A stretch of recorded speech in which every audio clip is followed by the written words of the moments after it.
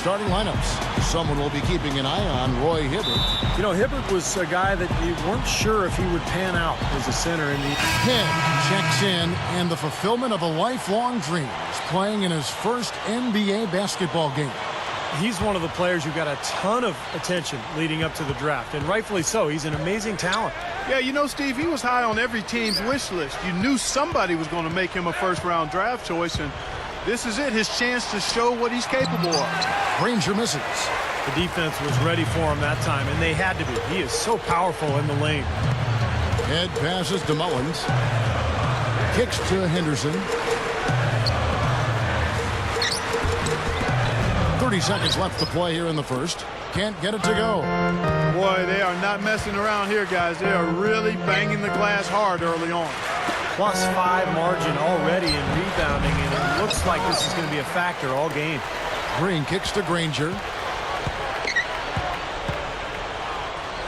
Now here is Augustine. Goes back up. Danny Granger, the bucket on the assist by Augustine. And it's 13 points for Danny Granger. Here's Sessions. Here's Head. Incredible shot to beat the buzzer. Boy, that is such a huge play. I mean, a lot of guys would rush that and throw. Come out and join the crowd. Watch your Bobcats live and in person.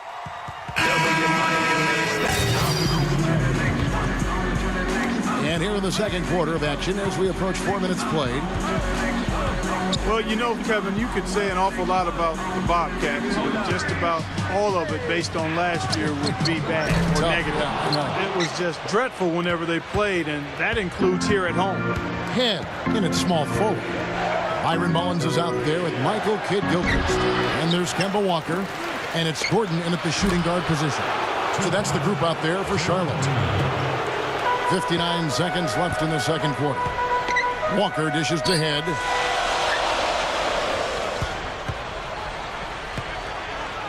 Back to Walker. He dishes it to Head. 6 on the shot clock. The dish to Kidd-Gilchrist. Charlotte needs to get a shot. The basket by Head. Head's got 6 points. Well, you never want to pile on, but it really was just embarrassing for the Bobcats last year. Here at home, Steve, 4 and 29. Yeah, it was a disaster. I mean, that's what it comes down to. But Charlotte was just trying to reload. They went through a lousy season. Now they've got Michael Kidd-Gilchrist as a cornerstone. But it's going to probably take a few more seasons to build that talent base, guys. And the rebound goes to Danny Granger. Granger's got his 4th rebound in this one. Hill kicks to Granger. And he connects with the jumper. He's got 17. And a tight game here as we end the first half. Your podcast Now, presented by Sprint. the Pacers 44. And it's a good one.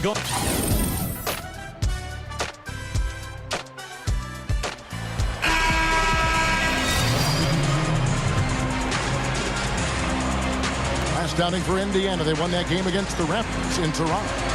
And boy, did they protect the basket well in that one. They kept a lot of bodies down low. The rotations were solid, and it paid off with a lot of blocks in that game. Yeah, they really wanted to establish that intimidation factor. And, Steve, I think they did so by devoting a lot of manpower to the low post. On the court for Indiana, Tyler Hansbrough out there with Danny Granger. Then it's Lance Stevenson. And there's Ian Mahinmi. And it's Augustine in at the 1 spot. And Doris Burke has a report for us from the sideline. Well, guys, Pacers center Roy Hibbert has trained with Tim Duncan over the last few off seasons, and they've become friends. They stay in touch, and Duncan even offered him advice and encouragement when the Pacers were in the playoffs. Hibbert said, "I had a roller coaster first 3 years in terms of my career. Tim doesn't get too high, doesn't get too low. I model my game after him.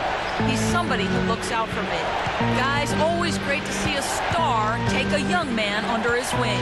Hard to think of a better mentor for Roy than the great Tim Duncan. Thanks to us. They really need to start looking elsewhere, guys, because he can't get anything to go.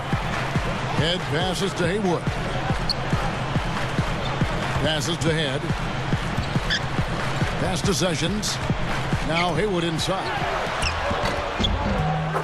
That falls. Great assist by Ramon Sessions. And it's a 6-point Bobcat lead. And guys, one of the brightest young coaches in the league, perhaps the youngest coach in the NBA, is Pacers head coach Frank Vogel. And man, he's done a remarkable job in a short time. He brings great communication skill, an eagerness to learn, and a willingness to hold guys accountable and yet remain positive in how he interacts with them. I think he's only scratched the surface of how good he can be as a head coach in this league for a long time. And going back to Frank Vogel, I think so much.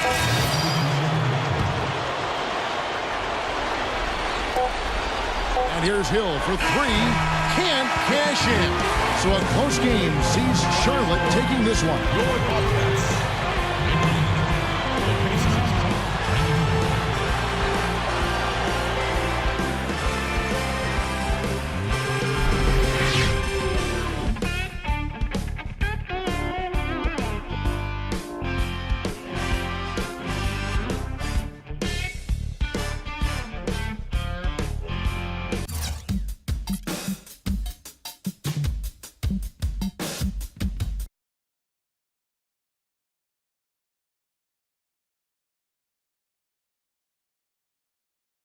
With your first ever NBA game behind you, what does the future hold for you in this league? Man, the future is bright. I got a lot to learn, but I intend to put in the work and do everything I can to make my mark in this league. Tonight was a good start. Coach gave me some important minutes, and I tried to go out and show him what I can do. And as soon as he needs more from me, I'll be ready. We got a long way to go, but I'm excited to be here, and I'm already pumped for the next game.